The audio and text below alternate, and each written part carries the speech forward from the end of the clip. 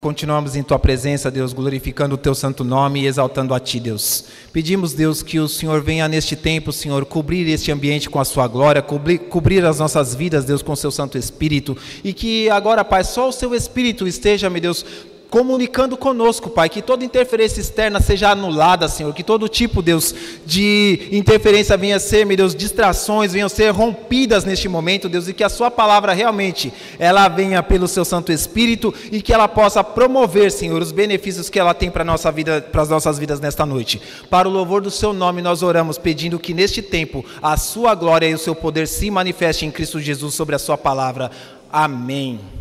Amém? Graça e a paz do Senhor Jesus Cristo, irmãos, boa noite.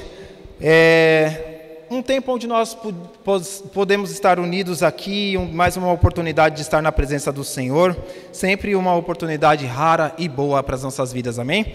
Bom, o pastor Marcos hoje, devido à questão de feriados, a gente teve dificuldades, né, tem dificuldades para conseguir chegar, então ele não conseguiu vir, mas ele pediu para que eu ministrasse a palavra e nós estamos aqui para fazer a vontade do Senhor, amém?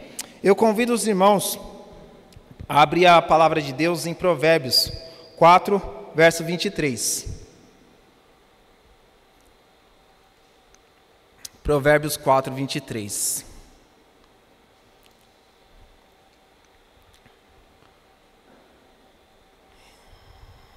Provérbios 4, 23, irmãos, diz assim: acima de todas as coisas, guarde seu coração, pois ele dirige o rumo de sua vida. Amém? Somente até aqui. Esse vai ser o versículo. E por que nós estamos falando? Por que nós lemos este versículo, irmãos? Porque acima de todas as coisas nós devemos guardar o coração. Só que algo que é interessante, né? Deus não fala, eu vou guardar o teu coração. Ele fala, guarda o teu coração, porque deles procedem a saída da vida, ou deles flui o curso da sua vida. E porque isso é uma responsabilidade pessoal. De primeiro ponto, isso é uma responsabilidade pessoal. Por que isso é importante, irmãos? Porque nós vamos falar sobre um tema que é uma palavra muito conhecida, só que ela tem um ponto muito peculiar. Por quê? A questão de que nós vamos falar sobre a parábola do semeador. E nós guardamos o nosso coração. Só que, quando nós olhamos sobre a parábola do semeador, quem quiser já abrir para adiantar, será em Lucas 8. Mas, quando nós paramos para pensar sobre isso, eu parei para meditar um tempo e tal, e busquei em Deus, quem é que está lavrando a sua terra? Porque quando nós paramos na parábola do semeador, fala que o lavrador saiu para semear e tal, e ali tem 4 tipos de terra, e o texto já está quase todo explicado. Porém, há alguns pontos que eu queria meditar com os irmãos. Primeiro, eu busquei um conhecimento sobre a questão de terra, sobre a questão de agricultura, né? Porque a fertilidade do solo ela é determinada pelos fatores químicos, físicos e biológicos. Porém, é preciso que haja um equilíbrio para que o solo produza com uma qualidade, com uma boa qualidade. Agora, tem uma coisa que lá mesmo no próprio site que eu estava pesquisando diz que a fertilidade do solo e o manejo dos nutrientes depende de quem lavra a terra. A fertilidade do solo e o manejo dos nutrientes depende de quem lavra a terra. E aqui vem a pergunta: quem é que está lavrando a nossa terra e que tipo de adubo que ele está usando? Essa é uma pergunta interessante. Porque às vezes a gente não para pensar por que a gente permite o falso lavrador ou o falso semeador. E é aqui que a gente entra nessa parábola. Eu gostaria de ler com os irmãos. Porque só semeia na sua terra quem você permite. Por isso que a palavra fala, guarda o teu coração. É você quem permite o lavrador. E por que a gente permite isso? Vamos entrar dentro desse texto para a gente compreender alguns pontos. Lucas 8, eu separei aqui alguns versos e nós vamos ler eles intercalados, tá? No verso 5 e o verso 12. Diz assim: um lavrador saiu para semear. Enquanto espalhava as sementes pelo campo, algumas caíram à beira do caminho, onde foram pisadas, e as aves vieram e as comeram. Verso 12. As sementes que caíram à beira do caminho representam os que ouvem a mensagem, mas o diabo vem e as arranca do coração deles e os impede de crer e ser salvos. Esse é o primeiro ponto. Bom, irmãos, essa parte não precisa abrir, mas só que lá em Provérbios 26, 1 e 2, ele fala assim, que como a neve no verão e a chuva sem colheita, assim a honra é imprópria ao tolo. Como o pardal que alça o voo e a andorinha que atravessa o céu, a maldição imerecida não pousa sobre quem ela é dirigida. Então, o que esse texto tem a ver? Porque aqui nós vimos que as aves dos céus desceram e comeram. Certo? As aves dos céus desceram e comeram. Então, quem é que estava lavrando, ou quem é que estava semeando essa terra? Qual tipo de adubo que esse semeador estava usando? Essa terra estava arada pelo diabo. Por que essa terra estava arada pelo diabo? Porque ele dá daquilo que lhe é próprio. Ele desonra a semente, ele desonra o lavrador e a semente não cresce. A terra não produz, porque todas essas 4 terras, nós vamos olhar aqui, só uma produziu. Por que as outras 3 não produziram? Se a semente era a mesma e o lavrador era o mesmo. O lavrador e a semente, o lavrador é Jesus e a semente é a palavra. Se o lavrador era Jesus e a semente é a palavra, por que essa terra não produziu? Porque as aves vieram e roubaram. Quem é essa ave? É o diabo. Porque quando não há honra para a palavra, o diabo consegue tomar. Para alguém, a gente está dando honra. E a palavra que está aqui é a palavra de Deus. Se nós pararmos para pensar, é só nós olharmos no contexto geral. No contexto geral, a pessoa de barriga cheia, ou a pessoa que está com a vida boa, que está com a família bem, que tem tudo, ou que não sente falta de nada, ela até acredita em Deus, mas ela não se entrega e ela não se rende.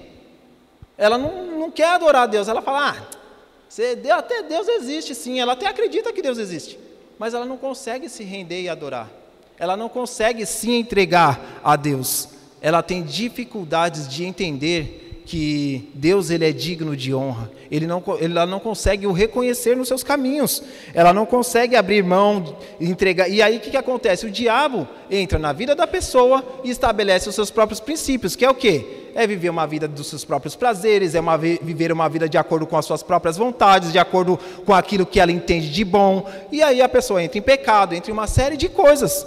Por quê? Porque ela não consegue ter uma ideia de que ela nasceu para adorar a Deus, de que ela nasceu para honrar a Deus. E aí ela não recebe a palavra não flui, a palavra não penetra, e o diabo rouba e estabelece os seus princípios, porque ele consegue contaminar a terra. Essa é a grande questão. Com qual é o adubo que ele usa, irmãos? É a rejeição. É a rejeição à palavra. E isso aconteceu com Jesus. Há um texto que é bem conhecido, que está lá em Lucas 10:16, para quem estiver anotando, nós não vamos abrir, mas nós vamos citar, que quem aceita, ele disse para os discípulos, que quem aceita a mensagem dele também me aceita, e quem me rejeita, e quem os rejeita, também me rejeita, e quem me rejeita, rejeita aquele que me enviou. Foi isso que Jesus disse aos seus discípulos. Então o que acontece? O diabo trabalha a rejeição da palavra, a rejeição a Cristo, e a pessoa não crê e não é salva. E isso, para nós, é um alerta. Por quê? Porque para nós fica um ponto de vigilância, porque se nós não recebemos a palavra como que ela vem de Deus, nós podemos cair em algumas estratégias ou em alguns pontos onde o diabo pode acabar acessando e trabalhando as nossas vidas, que é o ponto da rejeição da palavra. Porque algumas falas, irmãos, às vezes a gente até nega, mas às vezes algumas falas, por exemplo, pregação fraca, o louvor estava ruim. Irmãos, aquilo que nós fazemos é para a glória de Deus. Aquilo que nós fazemos é para honrar a Deus. E se nós rejeitamos a palavra, quando ela está vindo de acordo com os princípios bíblicos, de acordo com a palavra de Deus, nós estamos rejeitando a palavra de Cristo. E isso é um ponto que nós temos que tomar cuidado. Por quê? A rejeição ela pode provocar alguns estragos nas nossas vidas. Quais estragos, irmãos? Ela pode provocar esterilidade. Davi estava adorando, às vezes até na forma da pessoa adorar a gente critica, né? Davi estava adorando e Mical criticando ele. O que aconteceu? Ficou estéril. Não conseguiu produzir filhos. Ela mesma ficou estéril. Só que, isso daí está lá em 2 Samuel 6,16. Então, assim, a gente tem que tomar cuidado para não se sentir ofendido, não se sentir, não rejeitar a palavra quando ela vem de acordo com a vontade de Deus. E essa terra, irmãos, ainda bem que em Cristo há sempre uma solução. Por quê? Essa terra ela pode ser restaurada. Como? Aceitando o semeador. Aceitando o semeador, porque Jesus falou assim, sujeitava-vos a Deus e resistia ao diabo. Tiago 4, do 7 ao 8. Sujeitai-vos a Deus e resisti ao diabo. E qual que é, quando a pessoa rejeita a palavra, o que ela está fazendo? O contrário, é uma quebra de princípio. Ela está quebrando um princípio, que é a honra que é devida a Deus. É a honra que nós devemos dar a Deus, nós não damos pela sua palavra. Deus abençoe. Então, que a honra que nós devemos dar ao Senhor, ela não seja roubada, que ela não seja quebrada, que ela não seja trocada, que nós realmente venhamos dar crédito à palavra como ela é devida, como a palavra de Deus merece, e que esse crédito, irmãos, eles possam realmente fazer parte da nossa vida, para que a nossa terra não fique produtiva, e o diabo não consiga acessar e roubar a semente que é plantada. Amém? E agora, irmãos, nós vamos para o segundo lavrador. Qual é o segundo lavrador, irmãos? O segundo lavrador, irmãos, são os falsos mestres. Quem são eles e como que eles adubam a terra, irmãos? Vamos ver isso lá no verso 6 e no verso 13. Diz assim: outras caíram entre as pedras e começaram a crescer, mas as plantas logo murcharam por falta de umidade. Verso 13. As sementes no solo rochoso representam os que ouvem a mensagem e a recebem com alegria. Uma vez, porém, que não têm raízes profundas, creem apenas por um tempo e depois desanimam quando enfrentam provações. Quem são esses falsos mestres, irmãos? O que eles fazem? Qual tipo de adubo que eles usam? Irmãos, esses falsos mestres, eles usam os ensinos, irmãos, como um tipo de fertilizante, como um tipo de adubo para a terra. E tudo isso é um ensino misturado, é um ensino que traz consigo uma forma de contaminação. Todos esses ensinos, todos esses falsos lavradores ou falsos semeadores usam um falso ensino, uma falsa técnica, algo que vai, ao invés de ajudar a semente a crescer, ele vai contaminar a terra. Então, irmãos, como que a gente enxerga isso, irmãos? O que eles fazem? As pessoas sufocadas, cresceu entre espinhos. Por quê? Porque essas pessoas, irmãos, elas não conseguem gravar a palavra, elas têm dificuldade de gravar a palavra, e na hora que elas precisam vivenciar isso, quando elas são questionadas, quando ela precisa aplicar a palavra que ela viveu, ela não consegue. Ela tem dificuldade, porque ela fala, mas eu já ouvi isso, mas aí às vezes a pessoa faz uma pergunta e parece que toda a palavra que ela ouviu sumiu. Toda a palavra que ela já tinha recebido, todo o ensinamento que ela recebeu caiu por terra. Ela não conseguiu manter essa palavra dentro dela, porque ela se sentiu sufocada por alguns tipos de questionamentos. E esses questionamentos, eles podem entrar de algumas formas, irmãos. Por uma questão do relativismo filosófico. É uma forma de contaminação da terra. Por quê? Esse relativismo vai conseguir trazer um crescimento de uma coisa: o questionamento do absolutismo. O que é isso? O relativismo filosófico, irmãos, ele trata as verdades absolutas e universais como não existentes. Ele tenta relativizar, não, mas não é bem assim. As coisas não podem ser assim tão absolutas, você não pode cravar e dizer que é assim.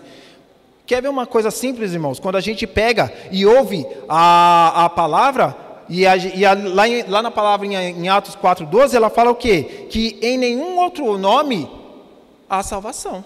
É uma verdade absoluta. Isso é um fato. Não há outro nome em que as pessoas devam ser salvas, senão o nome de Jesus Cristo. E se a pessoa começa a acreditar, mas é que fulano, é que ciclano, ele só é um acesso, ele só é uma forma da gente chegar mais próximo de Cristo. Em algumas religiões, em alguns outros locais, se trata assim. Mas em nenhum outro nome há, se não for em Jesus Cristo. Isso é uma verdade absoluta, isso não pode, isso é imutável. Isso é um princípio que é inegável. A palavra de Deus nos declara e nos afirma isso. E a palavra está para todo mundo. Quando nós falamos isso, nós temos que ter em mente que esse ensinamento ele não pode crescer dentro de nós. Porque a partir daí, ela começa a trazer alguns outros questionamentos. Por exemplo, a gente pode entender que alguns ensinos podem começar a crescer, como o meu corpo e minhas regras. Porque se não é bem assim que só Jesus salva, então será que não tem mais alguns outros pontinhos, algumas outras brechas que a Bíblia não deixou claro? É só a gente parar para pensar. Quantas ideologias e até hoje igrejas evangélicas já não estão assim? Com esses tipos de ensinamentos? Não, porque tatuagem, porque isso, porque tudo aquilo que em alguns pontos se declararam, só que assim, quem dita as regras do corpo e do templo é Cristo. Nós não somos templo da sua habitação? Como diz a palavra em Coríntios, nós somos o templo da habitação de Deus. E é Ele quem dita as regras. É Ele quem diz como que nós devemos nos portar. A Bíblia tem direções para todos os lados, irmãos. Para tudo o que nós precisamos viver. Moral, espiritual. Ela tem todo tipo de direcionamento que nós precisamos. E nós precisamos de nós precisamos de rebater essas confusões, essas distorções das palavras, da palavra de Deus. Porque a gente começa crendo fielmente em Cristo, e depois a gente começa a aceitar alguns tipos de filosofias, ensinamentos, e elas vão nos levando. Hoje em dia a gente já tem o ecumenismo, que é o quê? Aí a pessoa começa, que é a unidade e a harmonia entre todo tipo de religião cristã. Não, mas todos os caminhos levam a Deus? E aí a gente começa, Aí começa a dar brecha para esse tipo de ensinamento, e aí a pessoa começa a aceitar tudo como se fosse certo. E assim, irmãos, nós sabemos a verdade, nós conhecemos em Cristo a palavra na sua essência. E nós precisamos zelar para que este tipo de ensinamento não nos contamine, para que a palavra de Deus não seja roubada e nem sufocada em nós. Bom, e no Salmo 119, irmãos, eu gosto muito dele, que ele fala o quê? Salmo 119 no verso 11, ele fala o quê? Guardei a sua palavra no meu coração para não pecar contra ti. Essa é uma forma de nós nos guardarmos desse falso agricultor. Por quê? Irmãos, todo mundo tem um limite na sua memória, cada um tem uma vantagem. Irmãos, eu mesmo não sou lá dos melhores de memória não, mas só que quando eu estou orando e quando eu vou ler essa palavra, eu peço, Espírito Santo, escreve essa palavra em mim, porque eu sei que se eu não lembrar, Ele pode me lembrar. Eu sei que Ele pode me lembrar, Ele lembra, Ele conhece a palavra. Então eu peço ao Espírito para que Ele escreva ela em mim, porque na hora certa, a palavra vem. Na hora certa, o Espírito vai trazer isso. E aí, como é que você vai combater o falso ensino sem a verdadeira palavra? Como é que nós vamos combater o falso ensino sem realmente ter a palavra na essência dentro de nós? Então nós não podemos deixar com que esse falso lavrador contamine a nossa terra, para que a palavra não cresça misturada, para que a palavra não cresça sufocada, para que a gente não esqueça a palavra, para que a gente não fique confuso nos nossos pensamentos quanto àquilo que Deus tem para nós e para nossas vidas, irmãos. Bom, agora indo para o terceiro lavrador. Quem é esse terceiro lavrador ou esse terceiro semeador? Mamon. Versos 7 e 14, irmãos. Outras sementes caíram entre os espinhos, que cresceram com elas e sufocaram os brotos. 14. As que caíram entre os espinhos representam outros que ouvem a mensagem, mas logo é sufocada pelas preocupações, riquezas e prazeres desta vida. de modo que nunca amadurecem. Bom, este terceiro lavrador, irmãos, ele usa um tipo de adubo. Qual é o tipo de adubo que ele usa, irmãos? São as preocupações do amanhã e as ostentações. Por quê? Porque quando as preocupações do futuro começam a crescer, irmãos, quando a gente começa a exagerar na preocupação do futuro, não estou falando que nós não venhamos pensar ou planejar, porque isso está no homem. A grande questão é assim, quando essas coisas começam a trazer dentro de nós algo exagerado. E que exagero é esse? A ponto de roubar a nossa adoração, a ponto de nos tirar o nosso tempo com Deus, a ponto de tirar o nosso tempo de oração, a ponto de tirar a nossa dedicação ao Senhor, porque eu tenho que trabalhar. Mas porque agora eu tenho que trabalhar de domingo a domingo, de domingo a domingo, de domingo a domingo. Há um tempo, irmãos, às vezes a gente tem uma dificuldade momentânea, né? E às vezes você faz isso.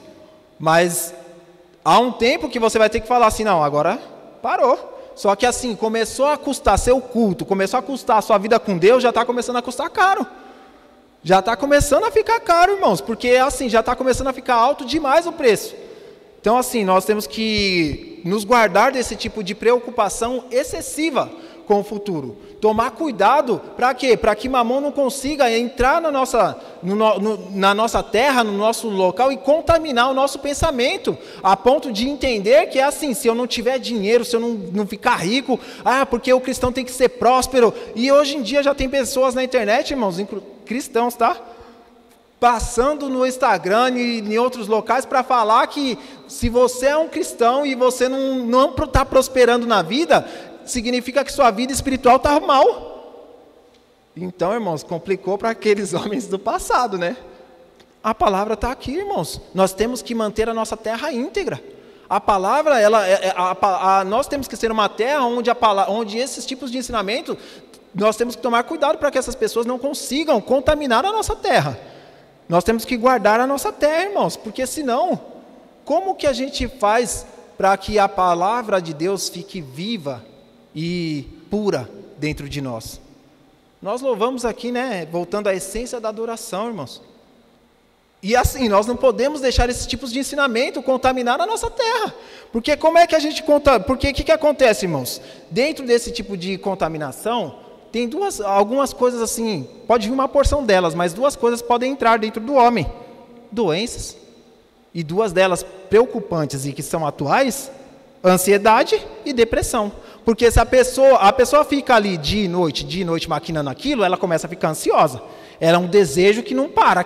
A pessoa fica milhão, dorme pensando no serviço, aí daqui a pouco já não dorme. Quando dorme pouco e ainda fica sonhando com o serviço.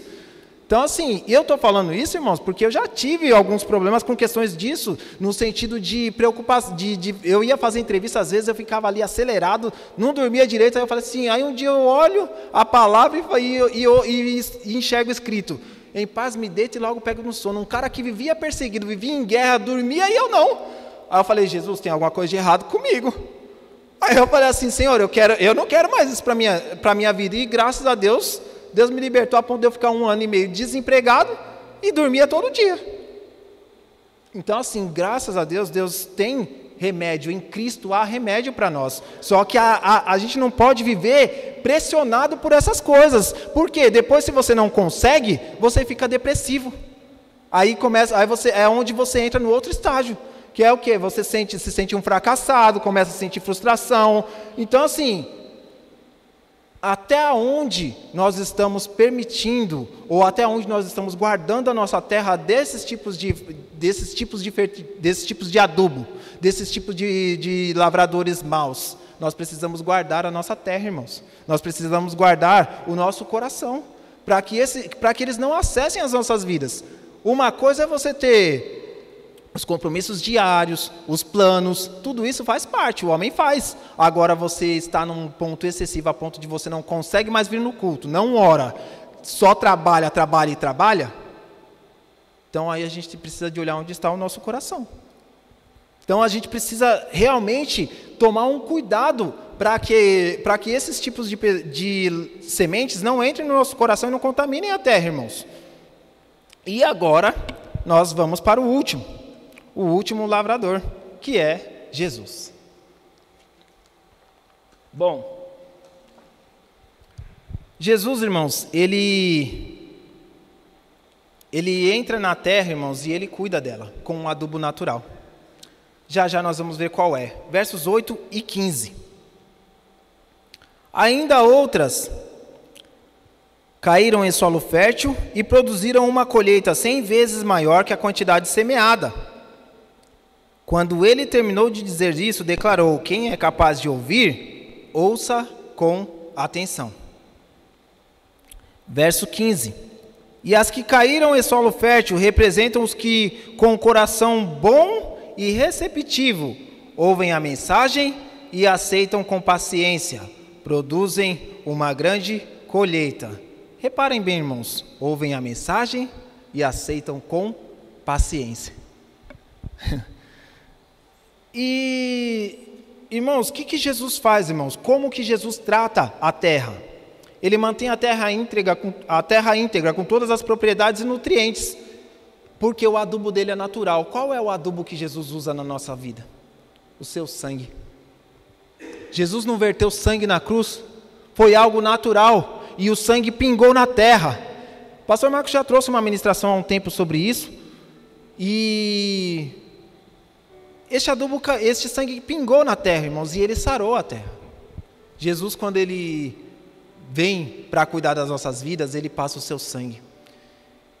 E ali ele elimina lixo, ele elimina a contaminação que pode ter entrado por meio de outros lavradores. Ali ele põe a terra de uma forma própria para que a semente caia e realmente ela venha produzir com liberdade. Porque o semeador de integridade, ele permite a semente crescer. Cristo é esse semeador que tem a integridade. Ele derrama o seu sangue, irmãos, e ele elimina a contaminação, o churume. O que é churume? É a água que sai do lixo, aquela aguinha que fica lá no lixo, lá, às vezes que vai se formando. E olha, eu li que esse churume, ele pode deixar a terra imprópria por muitos anos. Então, tudo isso, irmãos, acontece quando Jesus entra. Ele descontamina a terra, elimina todo tipo de contaminação e ele começa a promover vida e fertilidade. Por quê? Porque a terra fica receptível, a pessoa fica sensível para que a palavra venha e brote, para que a palavra venha e cresça. E é isso que Cristo quer fazer nas nossas vidas, irmãos. Ele quer nos libertar de todo tipo de contaminação, sarar a nossa terra, deixar-nos cada dia mais sensíveis para a sua palavra, para receber a palavra como ela tem que vir e promover e produzir esses frutos. E tem uma versão que é na João Ferreira, onde diz que a terra produz 30, 60 e 100 por um. Uma semente produzindo muito. E que nós venhamos realmente ser essa terra, irmãos. Que Deus realmente venha tratar as nossas vidas para que a nossa receptividade para a palavra aumente. Porque se nós nos libertarmos dessas contaminações, irmãos, o Eterno ele vai poder achar acesso e nós devemos torná-lo único semeador da nossa terra. Por isso guarda o teu coração. Ele precisa ser o único a acessar e conseguir adubar e conseguir trabalhar a nossa terra com algo orgânico, com algo que realmente venha de uma essência pura e realmente essa semente possa produzir de forma livre, sem espinhos, sem rochas, sem aves para comer e arrancar, e que nós venhamos realmente, irmãos, ser como a palavra declara sobre as nossas vidas, irmãos, lá em Isaías 19:5, que ele como uma propriedade especial. Isaías 19:25, uma propriedade especial. Porque terra tem muitas. É só olhar, existem muitos países, muitos povos, muitas nações, muitas igrejas, mas o Senhor quer olhar para nós como uma terra especial, mas para isso Ele precisa ser o semeador exclusivo. Ele precisa ser esse semeador. E o que acontece, irmãos, quando Jesus se torna esse semeador exclusivo? O que acontece com as nossas vidas com isso, irmãos? É aqui que nós concluímos, irmãos. Isaías 58. Aleluia. Glória a Deus. Isaías 58, verso 11 e 12. Eu gosto muito desse texto, irmãos. Diz assim: o Senhor os guiará continuamente, lhes dará água quando estiverem sede e restaurará suas forças. Vocês serão como um jardim bem regado, como fonte que não para de jorrar. Reconstruirão as ruínas desertas de suas cidades. Serão conhecidas como reparadores de muros e restauradores de ruas e casas. Aleluia. Irmãos, esse texto ele é fantástico. O Senhor vai promover um jardim.